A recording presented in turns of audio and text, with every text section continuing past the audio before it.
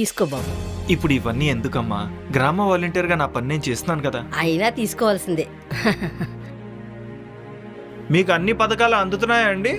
వాళ్ళు నాన్ లోకల్లే నాన్న, నువ్వు వెళ్ళు. అలాగేనమ్మా. అదేంటి పెద్దమ్మ అంత మాట అన్నావు? మరి కాక హైదరాబాద్ లో ఉంటావు, ఎప్పుడో ఒకసారి వస్తావు, మీటింగ్ పెడతావు, ఫోటోలు దిగుతావు, వెళ్ళిపోతావు, మళ్ళీ కనిపించవు. యాత్రలు చేస్తున్నాడు కదమ్మా. మాతో ఉండి మాకు మంచి చేసేవాడు కావాలి గాని సెలవుల్లో వచ్చి సోది పెట్టేవాడు కాదు. వాలంటీర్లు అన్నావు కదా, వాళ్ళు చేసే మంచి నీకు కనిపించట్లేదా? అంటే ఈసారి మీరొద్దు గాని బయలుదేరండి.